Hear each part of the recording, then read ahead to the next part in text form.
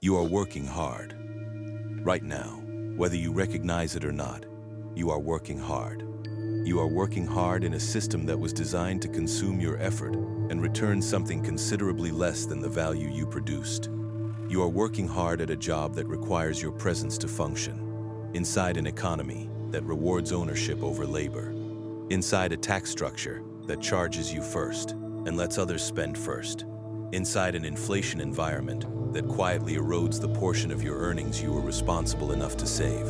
You are working hard, and it is not working, not because effort is irrelevant, not because discipline is a myth, but because effort applied to the wrong structure produces diminishing returns regardless of its intensity. The structure matters more than the effort, and nobody taught you the structure.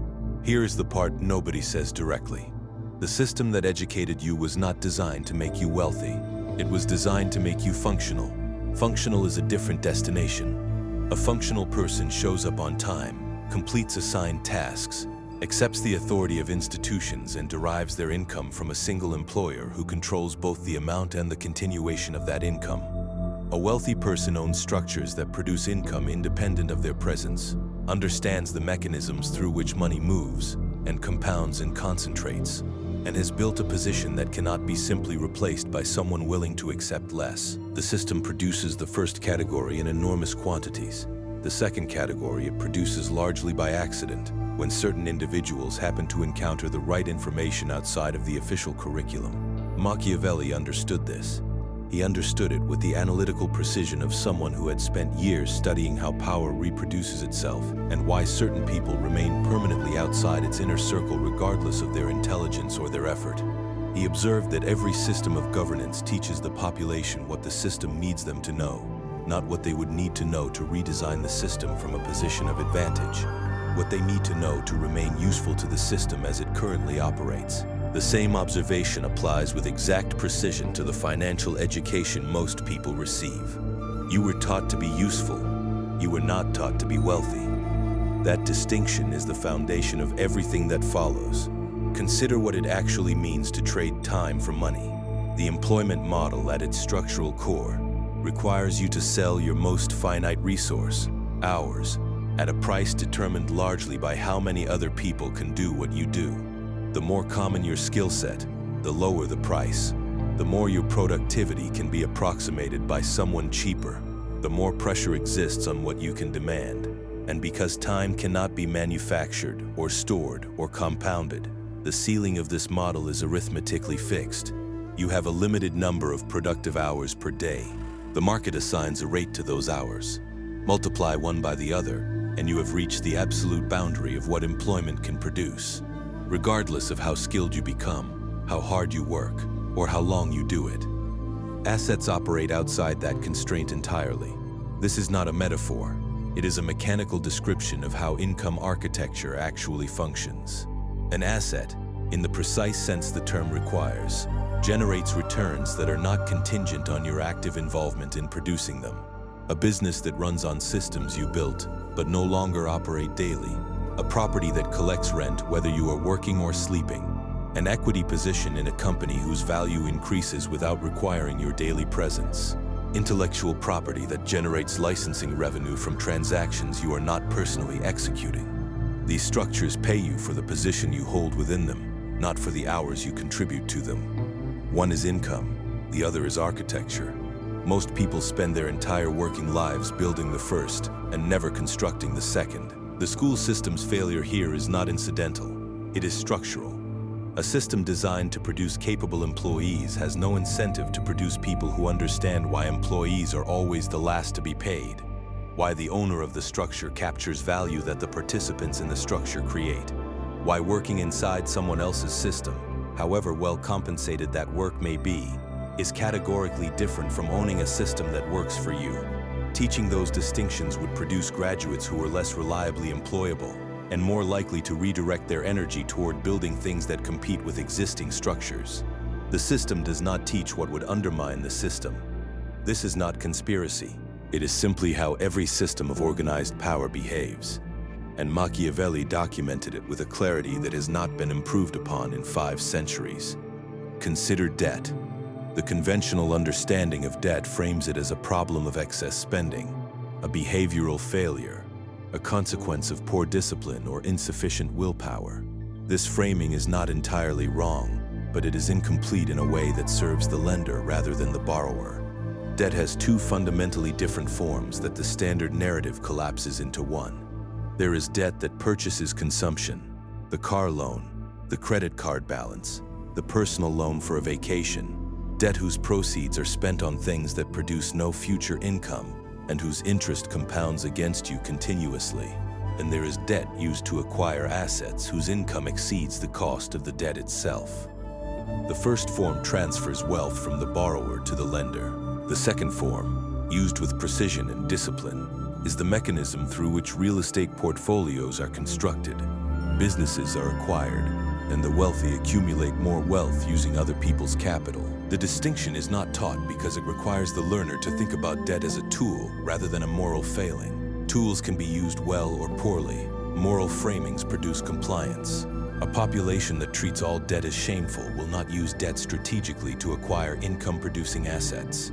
They will avoid it entirely, save in depreciating currency, and remain permanently outside the leveraged asset accumulation that characterizes the upward trajectory of wealth building. This is not an accident. The people who use debt most effectively to build wealth are not the ones who were taught to fear it. They are the ones who were taught to analyze it, consider taxes. There is one financial document more consequential to long-term wealth accumulation than any salary negotiation or investment decision, and it is the tax code. The tax code is a set of rules that reward specific behaviors with specific advantages, and those behaviors are almost universally associated with ownership rather than employment. Employees pay taxes on income before they can deploy that income for any other purpose. Business owners and investors spend money before they pay taxes, deducting legitimate business expenses, depreciation on assets, interest on business debt, and dozens of other mechanisms from their taxable income before the calculation is made. The structural advantage this creates over a working lifetime is not marginal. It is the difference between B, building wealth, and participating in a system that systematically extracts a disproportionate share of every dollar you earn. Machiavelli observed that the prince who understands the rules of the game occupies a fundamentally different position from the subject who simply plays by them. The tax code is the rules of the financial game in the most literal possible sense. It was written by people who expected to benefit from it, structured to reward the behaviors of those who wrote it, and made sufficiently complex that most people navigate it using only the most basic available strategies. The complexity is not accidental. Complex systems favor those with the resources and knowledge to exploit them, and the people who exploit the tax code most effectively are not doing anything illegal. They are simply following rules that were written for them and that most people were never taught to read. Consider the difference between appreciating and depreciating assets. Everything you spend money on falls into one of two categories. It either holds or gains value over time, or it loses value from the moment of purchase. The education system produces graduates who are sophisticated about almost nothing in this domain. They are told to save, to be responsible, to avoid waste. They are not told that a new car loses a substantial fraction of its value the moment it leaves the lot. They are not told that the same monthly payment applied to a rental property creates an asset that appreciates, generates income, and builds equity while the car payment produces nothing but transportation and a diminishing balance on a depreciating object. The monthly cash outflow looks the same on a budget. The long-term wealth implications are structurally incomparable. Here's where Machiavelli's framework becomes most directly applicable. He wrote about the distinction between force and position as mechanisms for maintaining power. Force requires continuous expenditure of energy. It must be actively renewed. It is exhausting in proportion to its effectiveness. Position, correctly established, is self-reinforcing. The person in the right position does not need to continuously fight to maintain it. They need only to remain in it, and the position itself becomes easier to hold the longer it is occupied. Applied to financial life, this distinction is not a metaphor. It is a precise description of the difference between income that requires your daily presence and income that requires your initial construction. Force is trading time for money. Position is owning assets that generate returns independent of your ongoing effort. The people who remain broke regardless of how hard they work are almost universally doing the first thing and never constructing the second. Not because they are lazy, not because they lack discipline or intelligence or work ethic, because they were never shown that the second category exists as a practical option for someone starting from their position, with their resources, in their circumstances. They were told to work harder, earn more, save more, be more disciplined. They were not told to build a different structure. Working harder inside the wrong structure does not change the structure. It only accelerates your movement toward the ceiling the structure imposes. Consider the compound interest asymmetry. Compound interest is taught in schools. Technically, the formula is covered. The mathematics is demonstrated. What is not taught is the directionality of its application in the real world. The fact that compound interest working for you, as it does when capital earns returns that are reinvested to earn further returns, is one of the most powerful wealth-building mechanisms available. And compound interest working against you, as it does on consumer debt and credit card balances, and any debt that charges interest on interest, is one of the most reliable wealth-destroying forces most people will encounter in their financial lives. The formula is identical, the direction is opposite, and the failure to understand which direction it is running in your specific situation determines whether compound interest is building your wealth or systematically dismantling it.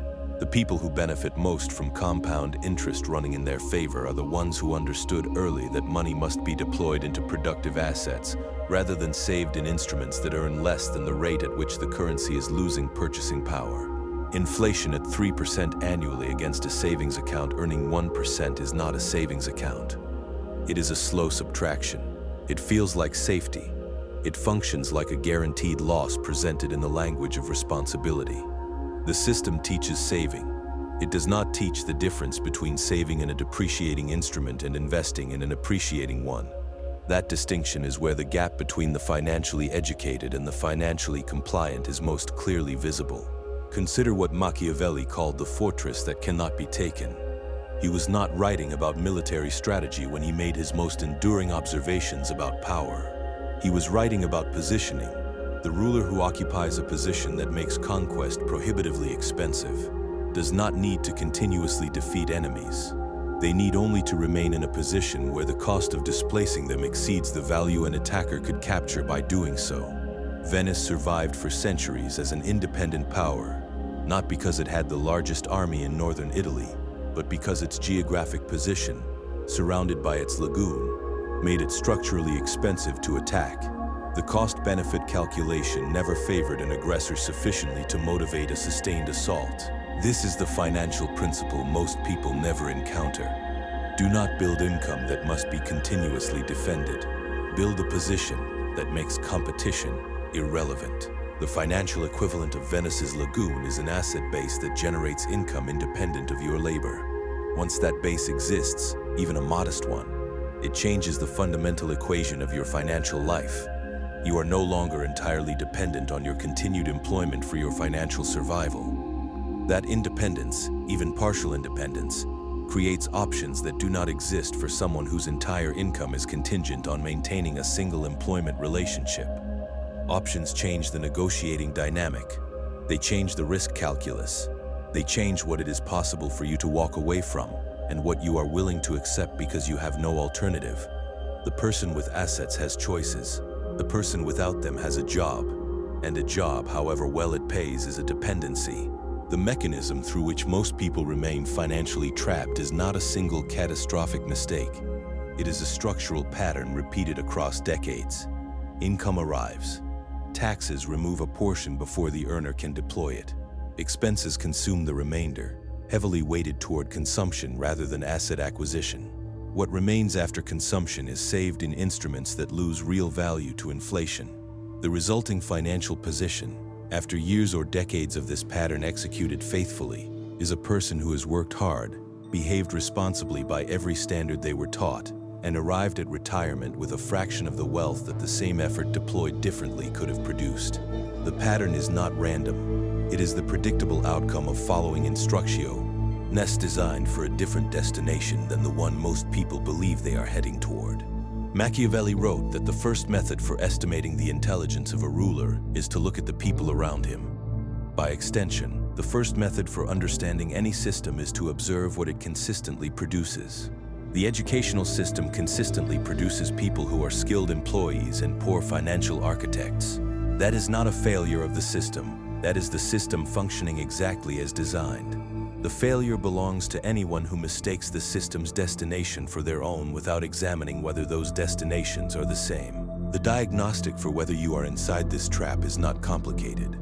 It does not require sophisticated financial analysis or complex modeling. It requires answering a small number of direct questions about your own financial structure. If your income stopped tomorrow, how long could you maintain your current standard of living from existing assets? If the answer is less than 1 year, you have an income and not a financial life.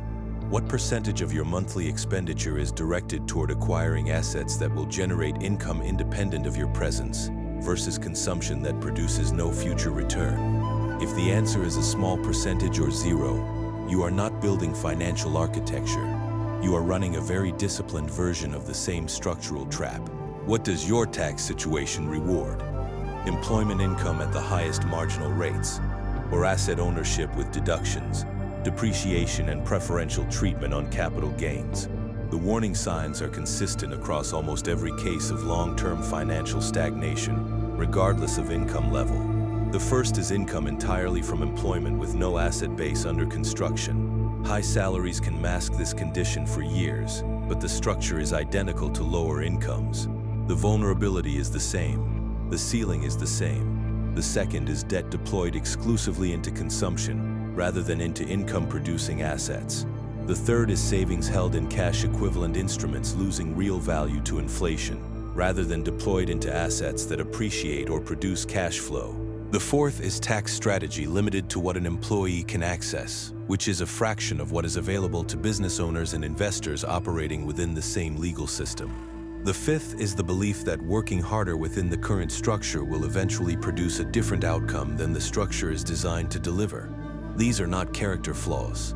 They are the predictable result of following instructions that were never designed to lead where you assumed they were leading. Machiavelli's most uncomfortable insight was not about violence or cruelty or the amorality of power.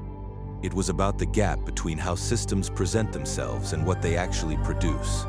The distance between the stated purpose of an institution and its operational function. The difference between what you were told you were being prepared for and what the preparation was actually optimizing you to become. Every system of power teaches what serves the system. The financial system is no different, and the 5 signs above are how you know whether you have been educated by it or simply processed by it.